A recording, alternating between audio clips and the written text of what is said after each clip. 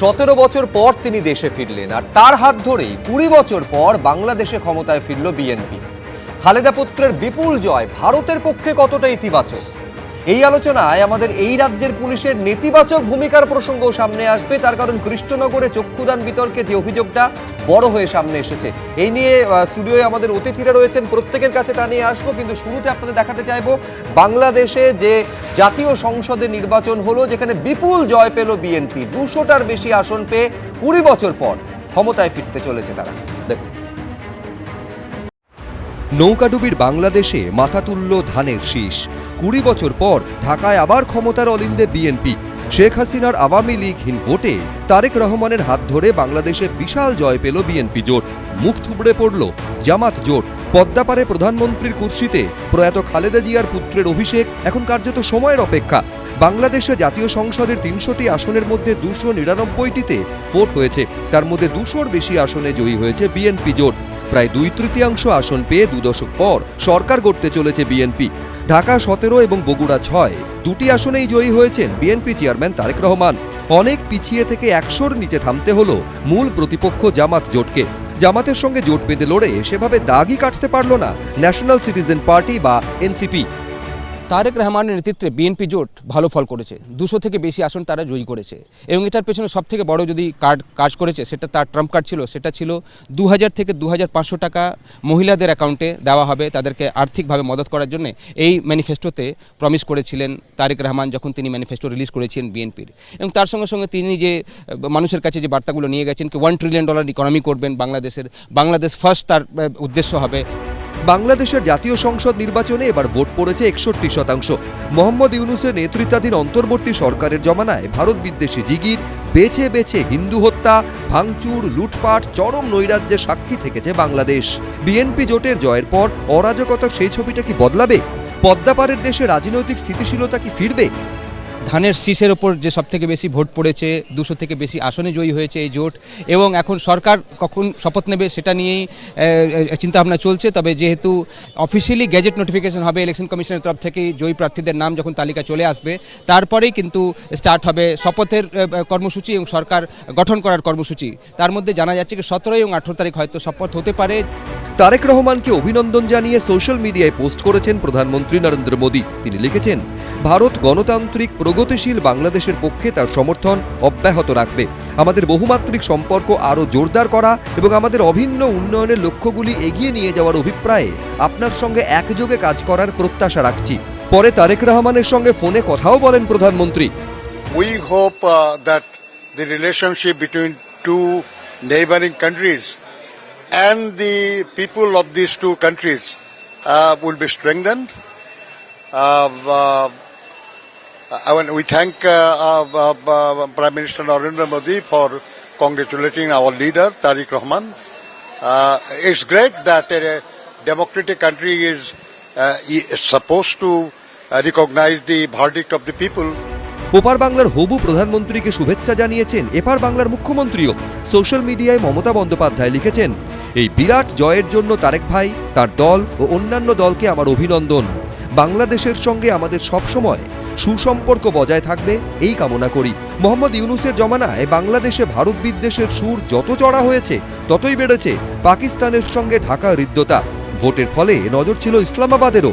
বাংলাদেশে তারেক রহমানের জয় নিশ্চিত হতেই ঘনিষ্ঠতা বাড়ানোর কথা জানিয়ে অভিনন্দন বার্তা দেন পাকিস্তানের প্রধানমন্ত্রী শাহবাজ শরীফ ও সেদেশের প্রেসিডেন্ট আসিফ আলী জারদারি। বিজেন্দ্র সিংহ, এবিপি আনন্দ, ঢাকা। আমি শুরুতে কর্নেল পৃথ্বীরঞ্জন দাসের কাছে আসতে চাইবো। একটা বিষয় কর্নেল দাস, এই নির্বাচনে বাংলাদেশে এটা প্রতিষ্ঠিত হলো যে বাংলাদেশের নাগরিক, সেখানকার ভোটাররা একটা মেইন স্ট্রিম পলিটিক্যাল পার্টির ওপরে তারা আস্থা রাখছেন। কিন্তু নৈরাজ্যের বাংলাদেশের ছবিটা, যেটা 1 বছরেরও বেশি সময় ধরে অত্যন্ত পরিচিত ছবি হয়ে দাঁড়িয়েছিল, এইবার সেই ছবিটা বদলাবে কিনা? সমান গুরুত্বপূর্ণ হচ্ছে সংখ্যালঘু হিন্দুদের টার্গেটেড কিলিং, তাদের উপর নির্যাতন, তাদের উপর অত্যাচার, তাদের বেছে বেছে খুন করা, সেই ছবিটা বদলাবে কিনা? হিন্দুরা সুরক্ষিত থাকবে কিনা এরপরে বাংলাদেশে?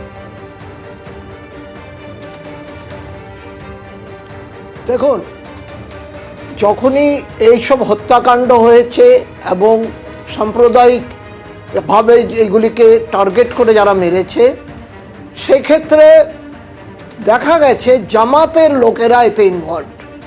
এবং এইসব মৌলবাদী ইয়াং ছেলে থেকে শুরু করে মধ্যবয়সের এরা বেছে বেছে এই টার্গেট করে যাতে এই সংখ্যালঘু সম্প্রদায়কে সম্পূর্ণ চাপে রাখতে পারে।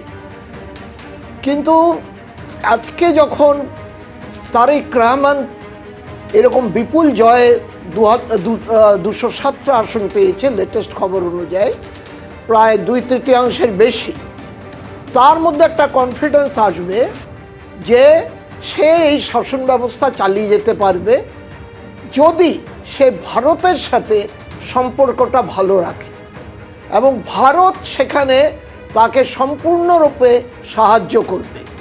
কারণ বাংলাদেশের যে শেখ হাসিনার সময় আর্থসামাজিক পরিস্থিতিতে যেই উন্নয়ন হয়েছিল, বিশেষ করে মহিলাদের ক্ষমতায়ন হয়েছিল এবং তাদের বস্ত্রশিল্পে পৃথিবীর দ্বিতীয় তৃতীয় স্থানে থেকে তৃতীয় স্থানে পর্যন্ত চলে গিয়েছিল, সেই অবস্থার থেকে বাংলাদেশ অনেক পিছিয়ে গেছে।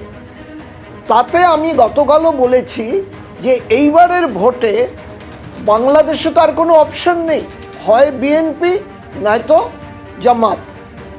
তো মহিলারা একচেটিয়া বিএনপিকেই ভোট দেবে এবং আওয়ামী লীগের যারা সমর্থক ছিল তারাও নিশ্চয়ই বিএনপিকে দেবে, কারণ জামাতকে দেওয়া মানে মহিলাদের প্রার্থীও ছিল না, অত্যাচার আরো বাড়িয়ে তোলার ব্যবস্থা করবে। তাদের কোনো মহিলা প্রার্থীও ছিল না, আর যেখানে বিএনপির প্রায় 7 জন মহিলা প্রার্থী। একেবারে আমি বলছি নিঃসন্দেহে, আমি হিংসার কথাটা বারে বারে বলছিলাম তার কারণ বিএনপির 2 জন নেতা এই হিংসার বলি তারা হয়েছেন। দর্শকদের মনে থাকবে যে আগুন ধরিয়ে দেওয়া হয়েছিল, সেখানে এক ছোট্ট শিশু সন্তান তার এই জীবন্ত দগ্ধ হয়ে তার মৃত্যুর ঘটনা ঘটেছিল। পরে এই হিংসার আগুন বিএনপিকেও কিন্তু রেয়াত করেনি। আমি এইখানে দর্শকদের সামনে রাখতে চাইবো যে বিএনপির ক্ষমতায় ফেরা যদি ভারতের কাছে ইতিবাচক হয়, একটা আশঙ্কার দিকও আছে, যেটা মনে করছেন অবসরপ্রাপ্ত আইএএস অফিসার জহর সরকার। কি বলছেন তিনি, দেখুন। এখন অবধি যা আমরা জানতে পারছি 297 এর হাউসে 68টি পেয়েছে জামাতুল ইসলামী, তার মানে 1:4 তারা কোনোদিন পায়নি। আমরা দেখছি ওরা হেরে গেছে, কিন্তু আমি দেখছি from point of political science যে ওরা 15 কোটিটার বেশি কোনোদিন সিট পায়নি। এত যে প্রায় 70টার কাছাকাছি পেল এক চতুর্থ এই, আর ভোটের যখন সংখ্যা আসবে আমি গ্যারান্টি দিয়ে বলে দিচ্ছি তারা প্রায় 30% উপর ভোট পেয়েছে, 30 থেকে 35%। এটা মানে বাংলাদেশে এমন একটা আবহাওয়া তৈরি করা হয়েছে, একটা অ্যান্টি ইন্ডিয়া মানে আবহাওয়ার মধ্যে, যেখানে আমাদের খুব সাবধানে চলতে হবে। দেখুন, এর আগে 1991 সালে 18টা আসনে জিতেছিল জামাত, এবার কিন্তু 4 গুণের বেশি আসন তারা পাচ্ছে। শুধু নয়, এই প্রথমবার সম্পূর্ণাদি একেবারে প্রধান বিরোধী দল হিসেবে জামাত উঠে আসছে।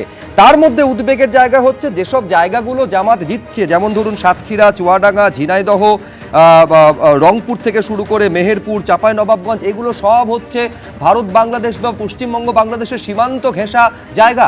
এইটা কতটা উদ্বেগের বলে আপনার মনে হচ্ছে? দেখুন, ডেফিনেটলি এটা একটা বড় আমার মনে হয় যে ওয়ার্নিং ইন্ডিয়ার জন্য। তার কারণ হচ্ছে আমাদের একটা জিনিস বুঝতে হবে যে জামাতের যে মানে ইন্ডিয়ার ক্ষেত্রে যে ধরনের স্ট্যান্স, সেটা মূলত হচ্ছে প্রচন্ড অ্যান্টি ইন্ডিয়ান। তারা এক্সট্রিমলি ইসলামিক ফান্ডামেন্টাল একটা তাদের আইডিওলজি রয়েছে এবং তারা যেভাবে এই 7টা আসন পেয়েছে সেটা আমাদেরকে বুঝতে হবে যে পুরোটাই কিন্তু ইসলামিক ফান্ডামেন্টালিজম, অ্যান্টি ইন্ডিয়ান জিগির, এবং এই দুটো মূলত শক্তিকে রেখে কিন্তু তারা এই 7টা আসন পেয়েছে। কাজে কোথাও গিয়ে আমার মনে হয় যে ইন্ডিয়ার জন্য কিন্তু এটা যথেষ্ট উদ্বেগের কারণ। ডেফিনেটলি বিএনপির ক্ষমতায় আসাটা ইন্ডিয়ার জন্য একদিকে যেমন একটা খুবই পজিটিভ দিক, কিন্তু অন্যদিকে আমাদের বুঝতে হবে যে বিএনপি ইন্ডিয়ার সঙ্গে যদি যে কোনো ধরনের পলিসির ক্ষেত্রে কিন্তু জামাত অপোজিশন হয়ে দাঁড়াবে, এটা 1 নম্বর। দ্বিতীয় নম্বর, আমার মনে হয় যে কনস্টিটিউয়েন্সিগুলোতে জামাত জিতেছে, যেহেতু সেগুলো মূলত ইন্ডিয়া বাংলাদেশ বর্ডারিং এরিয়ার মধ্যে পড়ে, সেখানে কিন্তু টেররিস্ট ইনফিল্ট্রেশনের একটা পসিবিলিটি থেকে যাচ্ছে। এবং যেহেতু জামাত একটা মানে মেইন স্ট্রিম পলিটিক্যাল পার্টি হয়ে দাঁড়িয়েছে, তারা যেভাবে অপোজিশনে এসছে, সেখানে কিন্তু তারা পাকিস্তানের একটা ডেফিনিট আমার মনে হয় যে ব্যাকিং পাবে, তারা তাদের কাছ থেকে রিসোর্সেস পাবে, এবং সেইটা আমার কোথাও গিয়ে মনে হয় ইন্ডিয়ার জন্য কিন্তু যথেষ্ট উদ্বেগের কারণ। আমি প্রদীপ চট্টোপাধ্যায়ের কাছে আসবো, তবে তার আগে আপনাদের আমরা জানাবো বিএনপি নেতা তিনি কিন্তু শেখ হাসিনার প্রত্যর্পণের পক্ষে সওয়াল করছেন। ক্ষমতায় ফেরা মাত্রই এই সওয়াল বিএনপির তরফ থেকে করা হচ্ছে। শেখ হাসিনাকে ভারত থেকে বাংলাদেশে ফেরানোর দাবি জানাবে বিএনপি, এই কথা বলছেন বর্ষিয়ান বিএনপি নেতা সালাউদ্দিন আহমেদ। ইতিমধ্যে বিদেশ মন্ত্রক হাসিনাকে ফেরানোর কথা বলেছে, আমরাও সমর্থন করব। আমরা সবসময়ই আইন অনুযায়ী শেখ হাসিনার প্রত্যর্পণ চেয়েছি, আমরা শেখ হাসিনাকে দেশে ফেরানোর দাবি জানিয়েছি, এমনটা জানাচ্ছেন বিএনপি নেতা প্রদীপ চট্টোপাধ্যায়। দেখুন, বিএনপির এখন এই মুহূর্তে অ্যান্টি ইন্ডিয়ান পুরো ওয়েভ যে বাংলাদেশের মধ্যে আছে, সেটা জামাত যাতে পুরোটা হাতিয়ার করে না নিতে পারে, সেই ব্যালেন্সটা রাখার জন্য তাদেরকে এই স্টান্সটা নিতেই হবে যে শেখ হাসিনার প্রত্যর্পণ তারা চাইছে। তার কারণ বিএনপির যিনি প্রধান তারেক রহমান, তাকে মানে বাংলাদেশ থেকে বাইরে রাখার পেছনে একটা বড় হাত কিন্তু শেখ হাসিনার ছিল। ফলে আজকে শেখ হাসিনাকে বাংলাদেশে নিয়ে আসারটা তাদের একটা কৌশলী পদক্ষেপ, রাজনৈতিক কৌশলী পদক্ষেপ। এবং তার থেকেও বড় কথা, তার পররাষ্ট্রনীতি যে মানে আওয়ামী লীগের থেকে আলাদা হতে চলেছে, তারও একটা কিন্তু ইঙ্গিত এখানে দেখতে পাচ্ছি। তার কারণ হচ্ছে যে বাংলাদেশের মধ্যে আজকে বিএনপির এত শতাংশ যে ভোট পেয়েছে, তার সঙ্গে সঙ্গে জামাতের ভোট বাড়াটাও একটা উদ্বেগের কারণ। ফলে বিএনপিকে এখন কিন্তু সুশাসন এবং আওয়ামী লীগ যা যা দুর্বলতা তাদের ছিল, যে ভোট ক্যাপচার মানে করাপশন, এই সবগুলোর থেকে বেরিয়ে এসে সুশাসনের একটা ইঙ্গিত তারা দিতে চায়।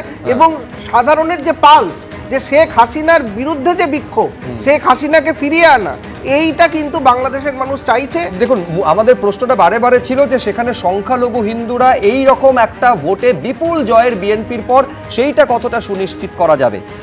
কুশল বরণ চক্রবর্তীর বক্তব্য এখানে খুব গুরুত্বপূর্ণ, যিনি বলছেন ভোট পরবর্তী রাতটা গুরুত্বপূর্ণ। পূর্ববর্তী ভোটেও দেখেছি হিন্দু সম্প্রদায়ের ওপর একটা আক্রমণ চলে।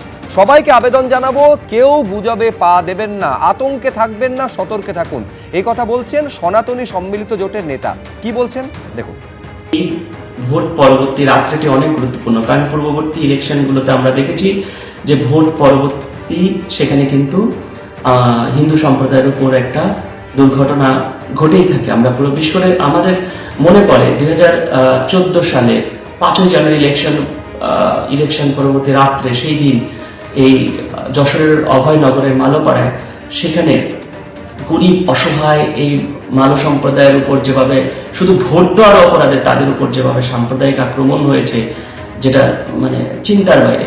যে কোনো সমস্যায় যখন সেই গভীর রাত্রে হোক, দিন হোক, যখন হোক, তখনই আপনারা কল করবেন, আমরা আপনাদের রেসপন্স করার চেষ্টা করব।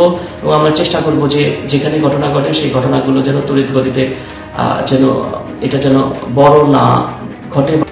আমি বিজেপি মুখপাত্র বিমল শঙ্কর নন্দের কাছে আসবো। দেখুন, এই প্রশ্নটা বারে বারে উঠছে, বিপুল জয়ের পেছনে বড় কারণ কি? এখন অনেকে এইভাবে ব্যাখ্যা করছেন যে বিএনপির এই প্রতিশ্রুতি যে মহিলাদের অ্যাকাউন্টে 2000 থেকে 2500 টাকা একেবারে সরাসরি পৌঁছে দেওয়া। অনেকে এই কথা বলছেন, বিমলদা বলতেই পারেন, মানে তৃণমূল তো আরো জোর গলায় বলবে যে লক্ষ্মীর ভাণ্ডারের অনুকরণ একেবারে বাংলাদেশে পর্যন্ত করা হচ্ছে, তার সরাসরি সুফল তারা পর্যন্ত পাচ্ছে। মানে এই দেশের একাধিক রাজ্য, আপনাদের দল শাসিত রাজ্যেও লক্ষ্মীর ভাণ্ডারের অনুকরণ হয়, বাংলাদেশেও লক্ষ্মীর ভাণ্ডারের অনুকরণ হচ্ছে, সরাসরি সুফল পাওয়া যাচ্ছে। কিন্তু এর আগে তোমাকে বলেছিলাম, লক্ষ্মীর ভাণ্ডারের আগে আসামে অরুণোদয় যোজনা চালু হয়েছিল। 2020 সালে লক্ষ্মীর ভাণ্ডার চালু হয় 2021-এ। বারবার কেন তোমরা লক্ষ্মীর ভাণ্ডার সবার আগে চালু হয়েছিল এটা বলো। আমি তোমাকে এক্ষুনি বলছি, নেটটা দয়া করে একটু দেখে নাও না। লক্ষ্মীর ভাণ্ডার ভারতে কোনো মানে প্রথম পদক্ষেপ নয়, সুতরাং এটা বাদ দাও। এক, দ্বিতীয় কথা হচ্ছে, বাংলাদেশে লক্ষ্মীর ভাণ্ডারের জন্য বিএনপি জিতে গেল, এটা বড্ড বেশি অতি সরলীকৃত ভাবনা। আমি পরিষ্কার একটা কথা বলি, আমি নিজেও পলিটিক্যাল সায়েন্স আন্তর্জাতিক রাজনীতির একজন ছাত্র এবং শিক্ষক, সেই হিসেবে বলি, বাংলাদেশের মানুষের সামনে আর কোনো অপশন ছিল না। প্রথম লাইনটাই তুমি বলেছিলে আজকে এখানে এই আলোচনা শুরুর আগে, বাংলাদেশের মানুষজন একটা মেইন স্ট্রিম পলিটিক্যাল পার্টিকে বেছে নিয়েছে। তুমি তো তুমি ঠিকই তো বলেছো। আর একটা মেইন স্ট্রিম পলিটিক্যাল পার্টি তো এরাই ছিল সবচেয়ে গুরুত্বপূর্ণ, আর কিছু ছিল কিন্তু মেইন গুরুত্বপূর্ণ এরা। এই জামাত ইসলামী এবং তার এই ইউনুসকে মাথায় বসিয়ে বাংলাদেশে যে কাণ্ড কারখানা করেছে, মানে সেখানে গান গাইলে মানুষকে পেটাও, গিয়ে সঙ্গীত একাডেমিকে ভেঙে দাও, এটা করো সেটা করো। ওটা বাংলাদেশকে যেভাবে লণ্ডভণ্ড করে দিয়েছিল, মানুষের সামনে অপশনটা কি? আওয়ামী লীগকে তো সেখানে নিষিদ্ধ করে দিয়েছে, শেখ হাসিনাকে তো তার ফাঁসি করে দিয়েছে, ফলে একটাই পড়েছিল main stream political party BNP, ফলে মানুষ বিএনপিকে ভোট দিয়েছে। আর ভারতবর্ষের একটি পার্শ্ববর্তী দেশ যে স্বাধীন সার্বভৌম দেশ, সে তারা কাকে নির্বাচিত করবে সে তো তাদের ব্যাপার। বেশ, আমি এখানে কৌশিক বিশ্বাসের কাছে আসবো। কৌশিক দা, এই যখন আমাদের রাজ্যে এসআইআর চলছে, বিধানসভা নির্বাচনের দিনক্ষণ ঘোষণার আগে একটা বড় ইস্যু তো হচ্ছে অনুপ্রবেশ, যে ইস্যুটা আরো বড় হয়ে দাঁড়িয়েছে বাংলাদেশে একটা নৈরাজ্যের পরিস্থিতি তৈরি হওয়ার পর। এখন যখন এই সম্ভাবনা বা আশাটা তৈরি হয়েছে যে এবার স্টেবিলিটি ফিরতে পারে, সেই অনুপ্রবেশটা এবারে বন্ধ হবে তো, বা অন্তত রাশ টানা যাবে তো? দেখুন, প্রথমেই বলি যে তৃণমূল কংগ্রেস একটি অত্যন্ত দায়িত্বশীল পরিণত রাজনৈতিক দল হিসেবে আমরা যখনই কোনো বিদেশি রাষ্ট্র সম্পর্কে মন্তব্য করি, সেটা আমাদের জাতীয় স্বার্থ, আমাদের ভৌগোলিক অবস্থান, আমাদের অর্থনৈতিক অবস্থানগুলোর দিকেই মাথায় রেখে করি। সেই লাইনেই আমাদের মাননীয় মুখ্যমন্ত্রী মমতা বন্দ্যোপাধ্যায় এবং দলীয় চেয়ারপারসন শ্রীমতী মমতা বন্দ্যোপাধ্যায় আজ বাংলাদেশের সমস্ত মানুষকে গণতান্ত্রিক অভিনন্দন জানিয়েছেন এই নির্বাচন সমাপ্ত করার জন্য, এবং অবশ্যই তারেক রহমানকে অভিনন্দন জানিয়েছেন। এবার যেহেতু এটা একটি সীমান্তবর্তী রাষ্ট্র, আমরা অবশ্যই তৃণমূল কংগ্রেসের পক্ষ থেকে, দেখুন, অনুপ্রবেশ কোনো সুস্থ রাজনৈতিক দল কোনোদিনই চায় না, আমরাও কখনো চাইনি, কিন্তু আমরা নিশ্চিত করেই অনুপ্রবেশ রোখার দায়িত্ব প্রাথমিকভাবে কেন্দ্রীয় সরকারের, কারণ ভারতবর্ষের সীমান্ত রোখার দায়িত্ব তাদের। ফলে এবং যেহেতু এটা পররাষ্ট্রের ব্যাপার, আমরা জাতীয় স্বার্থের কথা মাথায় রেখে সবথেকে বড় বিষয় হচ্ছে যে বাংলাদেশে আলটিমেটলি স্টেবিলিটিটা ফিরছে কিনা, তার জন্য অবশ্যই আমাদের অপেক্ষা করতে হবে, টানা নজর রাখতে হবে বাংলাদেশের অভ্যন্তরীণ পরিস্থিতির দিকে। দেখুন, বাংলাদেশের পরিস্থিতি এরপর কোন দিকে যাবে, আমাদের সেদিকে টানা নজর রাখতে হবে, আমাদের চোখ সেদিকে থাকবে। এখন চোখের প্রশ্ন যেহেতু এলো, এই চোখ নিয়ে যে ঘটনা ঘটেছে গত 3 দিন 4 দিন ধরে, যে জন্য অন্ধকার কুঠুরির মধ্যে যাদের থাকতে হয়েছে, মহান ব্রত যিনি পালন করেছেন, একেবারে পুলিশ সেখানে অতি সক্রিয় হয়েছে বলে অভিযোগ। সেই অতি সক্রিয় পুলিশ কার্যত চোখ বন্ধ করেছিল যখন যারা হামলা চালালো তার বাড়িতে, এই অভিযোগ সামনে এসেছে তাদের ধরার ক্ষেত্রে। পুরো বিষয়টা আরো স্পষ্ট করে বিরতির পর আপনাদের সামনে আনবো এবং আলোচনা চলবে। ফিরছি। এবিপি আনন্দ, এগিয়ে থাকে, এগিয়ে রাখে।